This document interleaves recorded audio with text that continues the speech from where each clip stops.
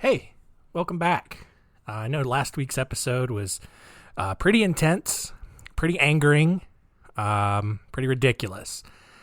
This week, we are cramming a similar amount of ridiculousness that we had in 4 people last week, and we're just going to do one because this is an insane story, and it's the story of German serial killer Peter Kürten this week on Our Weird World.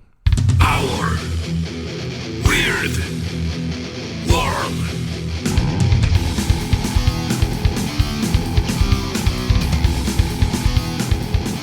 Welcome to Our Weird World. I'm your host, John Henson. And yeah, like I said, looking at the story of German serial killer Peter Kürten. Look, last week we had 4 different stories, all of them really insane and ridiculous. And basically this week, I'm taking the amount of craziness that was in those stories and I'm cramming them into one guy. One insanely just terrible, terrible guy. And also, look, last week, I'll admit my Spanish accent, very weak, all right? German accent, though, very strong. And German accent's going to play a big part in this week's episode because I have to lighten this up somehow. I cannot begin to express to you how dark and twisted and morbid this story gets. All right. So look, you've been warned. If you're not into it, go ahead and turn it off. But look. All right, come on. If we're being honest, you're not going to turn it off. No, this is why you're here. You're here. That's why you listen to this show, for that dark, morbid, auditory murder porn. And I'm not judging you. No, I'm right there with you, buddy. All right. Let's get into story time.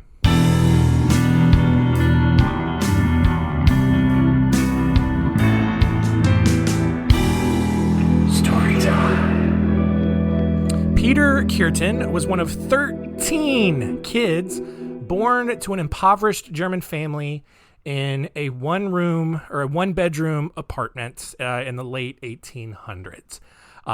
Like all good German families, come on, obviously, Peter's father was an abusive alcoholic who spent many a sad German night openly beating his wife and children. But look, like, come on, guys, he didn't do that every night. And on the nights that he wasn't beating everyone, he gathered the family into the living room and forced his wife to strip naked and then made all of the children watch, all 13 children watch as the two had sex. And look, it wasn't consensual. Like, this dude literally made all of his kids watch him rape his wife. All right. It's like, okay, children, here we go. All right, Peter, Klaus, Gunther, all of you, Olga, Helga, all right, all of you. All right, you're going to sit down and you're going to watch a little performance. Okay, it's going to be very nice. I get it. It's the same show that you have seen many times before. But you have to learn. You have to learn what it is like for 2 adults who are married, 2 mothers and a father, to come together in the love that dare not speak its name. So, wife, strip down, assume the position, okay? Okay, I'm sorry. I've got to lighten it up somehow, because it's like it already starts off bad, and it's going to get worse. After his father, and this should not surprise you at all, his father was actually arrested for committing incest with his oldest daughter. So, like, good, silver lining, not good that he was, like, raping his daughter, but good that he got caught for it really quickly and sent to prison. You know, it's not like a Fred and Rosemary West situation here. But his father ended up going to prison for raping his oldest daughter. And once he was gone, Peter's mother filed for divorce and moved the family to Dusseldorf, which is that's a fun name for a city.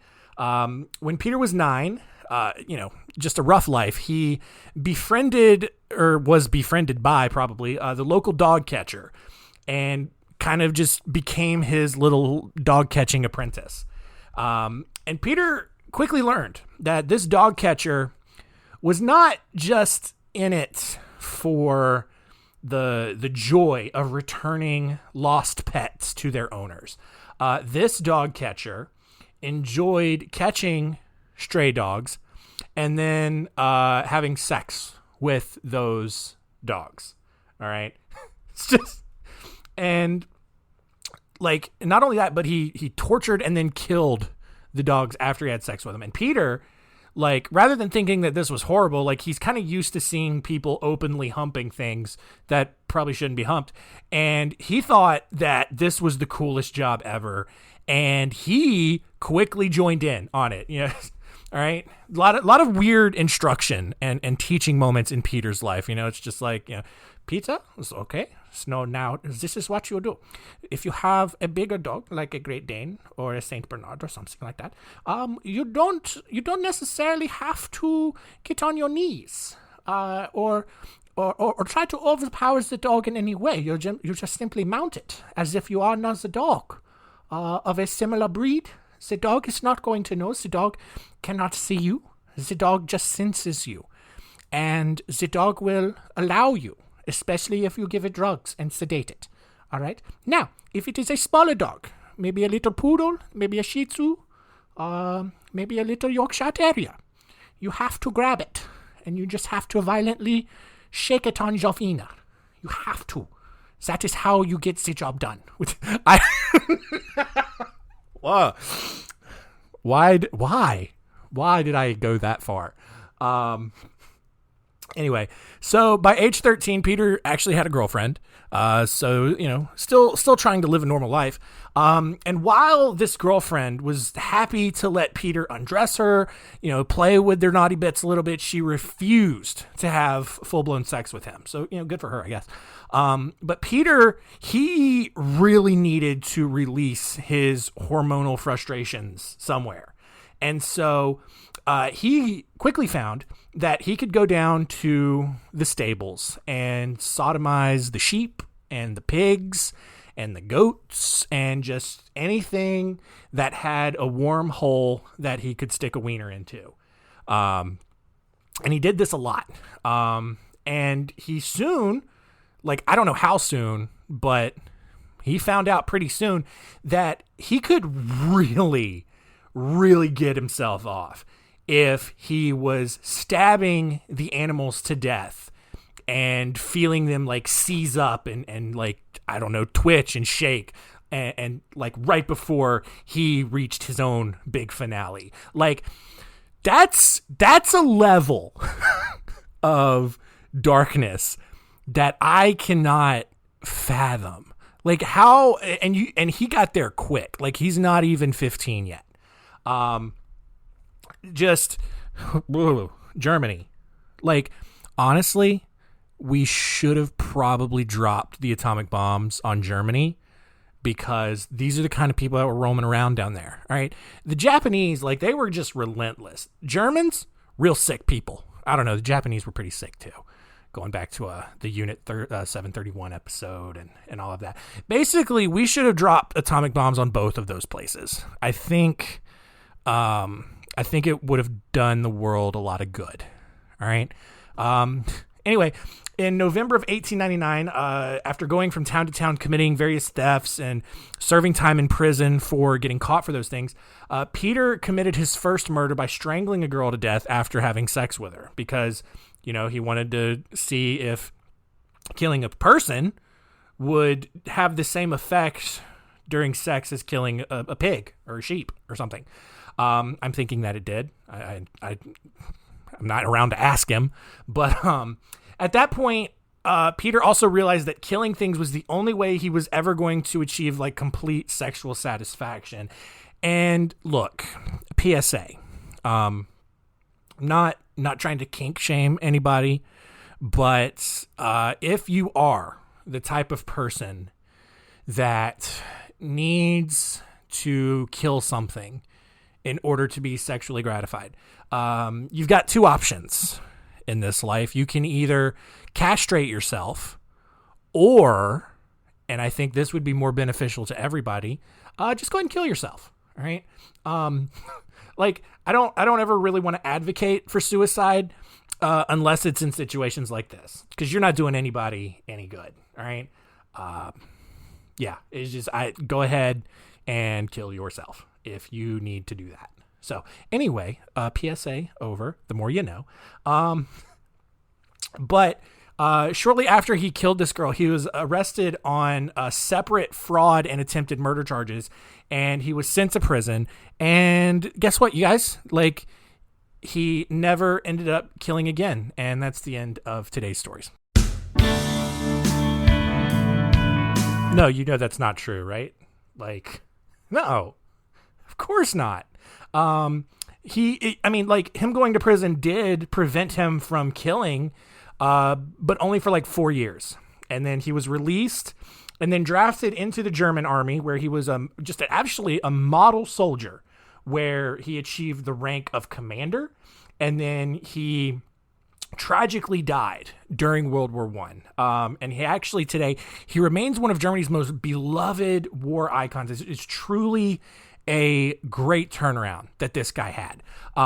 He had several feats of bravery during the Battle of the Somme, where he single-handedly rescued 200 members of his infantry, and then he took another 300 members of the French army as prisoner, and then he killed 500 American soldiers with nothing but his rifle and a handful of grenades. Like, of course, none of that is true. If you believed that for 1 second, all right, if you believed that an animal raping murderer somehow spent 4 years in prison and then miraculously turned his life around and became a war hero, get out of here. All right, come on. You have way too much faith in humanity, because the world is a much sadder place than that. All right, come on. Peter actually quickly deserted the army, and he was sent back to prison on just a ton of other convictions. But he was released from prison in 1913 because, the Germans had a very low gauge of moral character. That should not come as a surprise to you. On May 25th, 1913, he broke into a house and found a 9-year-old girl asleep in her bed. And so he just decided to strangle her to death, because of course he would. But that wasn't enough. So he slashed her throat, and upon hearing her blood dripping onto the floor, all he heard was the sound, and he exploded in his pants. Just all over, just hearing the blood. That's all it took.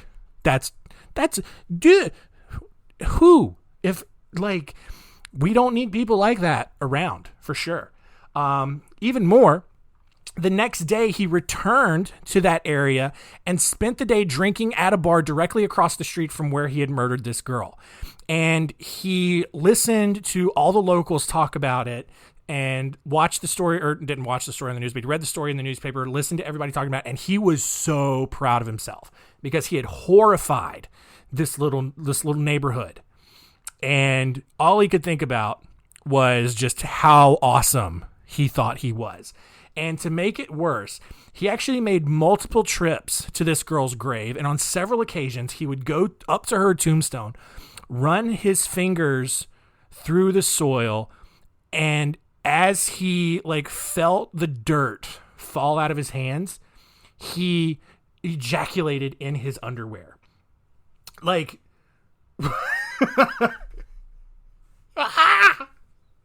don't even want to keep doing this story, but I'm gonna. Jesus Christ. Shortly after committing a second, albeit slightly less disturbing murder, I don't know how you could get more disturbing than that first one. Peter was arrested for several arsons and burglaries that he had committed over the last few years, and he was sentenced to 6 years in prison. Still, because the Germans clearly have no idea how to handle their own terrible people, Peter was released after his sentence was up. And this time, Peter tried to actually be a good person. I'm not joking or anything. He ended up marrying a former prostitute who had actually been accused of murdering her first husband. So I don't know, maybe it wasn't. But he also got a steady job. So he's trying to, go on the straight and narrow. He ended up moving back to Dusseldorf in 1925. And he was then thrown back in prison after it was discovered he had an affair with his servant and the housemaid. So, I mean, clearly they're doing pretty good if they can afford a servant and a housemaid. Like, and I mean, this is like post World War I Germany when their entire economy is a giant dumpster fire.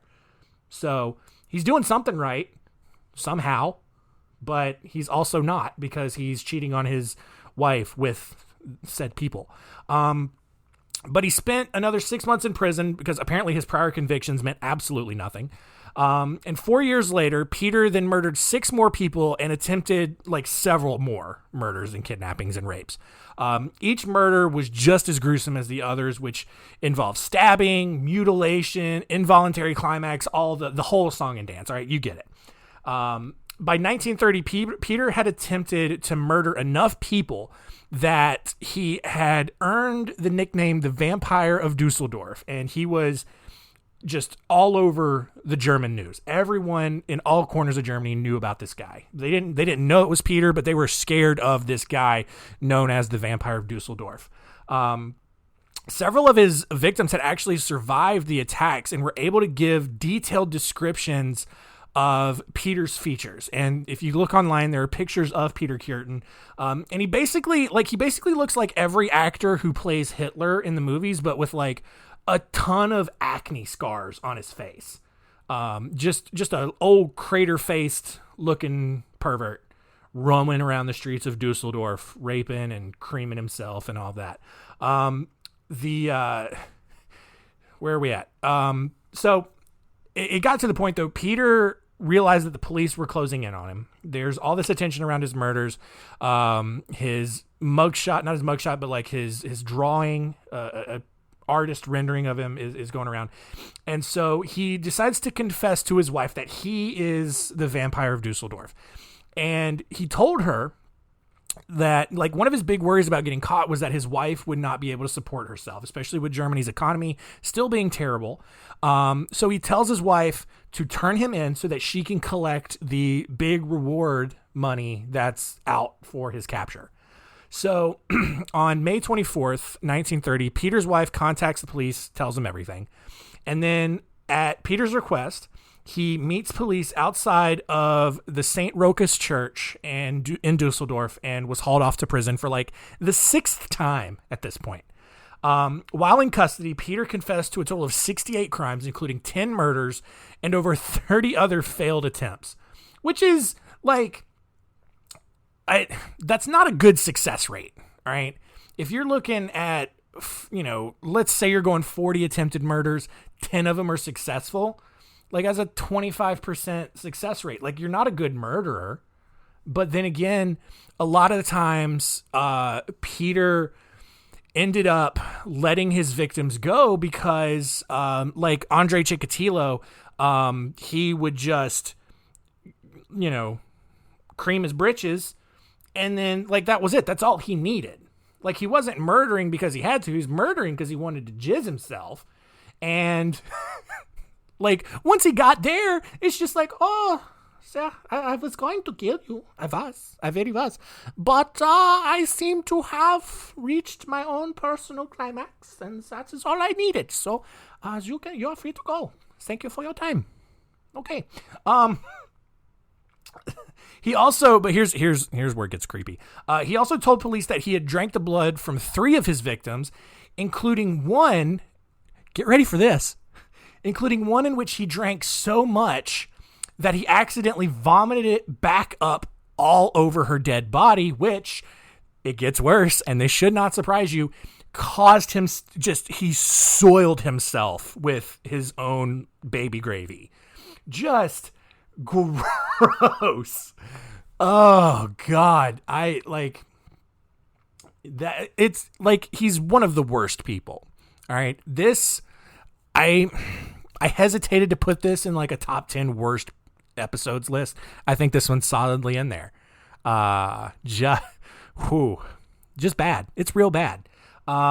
Peter's trial began on April 13th, 1931 and lasted for 10 days.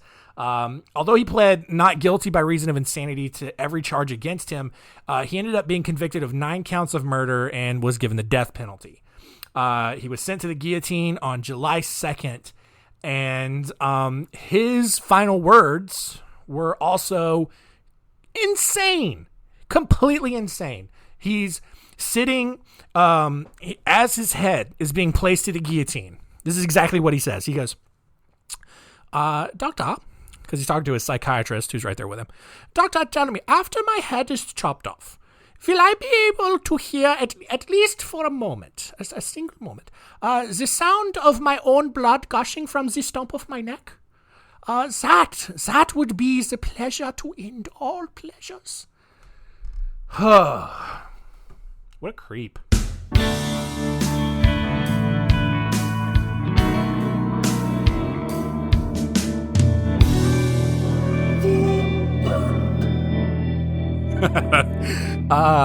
God. Welcome back. Glad you made it. I think we're all a little different after hearing that story, because you can't take it back. You will now never be the person you were before you heard this story. So I don't know what to tell you, but let's grind through one last recap and see what we learned today.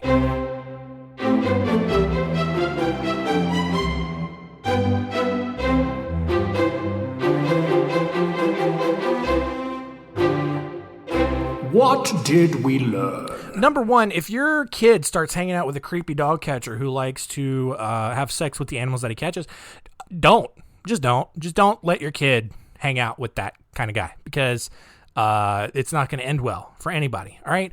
Number 2, parents. Look, again, not going to kink shame you by any means, but don't have sex in front of your kids.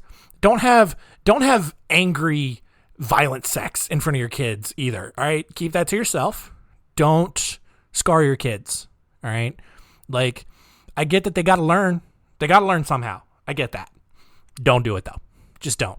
Figure out a different way. All right.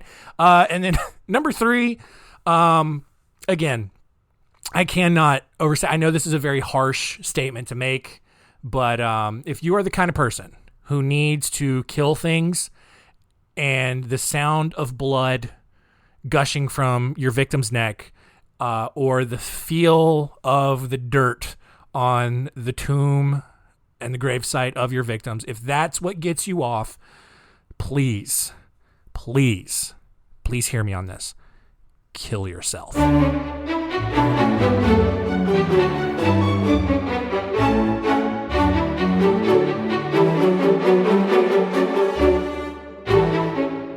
Next week on Our Weird World, gonna close out 2021 on a completely different note. All right, it's not going to be a horrifying episode. It's going to be weird. We're going to go back and dive into the paranormal with the story of Barney and Betty Hill. It's a couple from Maine traveling back through New Hampshire on vacation when something strange happened. All right, and they don't know what it was. But based on their accounts, a lot of people believe that they were abducted by aliens. And just not a lot of decent explanations for it. So we will look at that story and you can decide for yourself what actually happened. All right. Thank you for listening. I know that one was a tough one. That was a tough one to get through, but you made it. You're a trooper.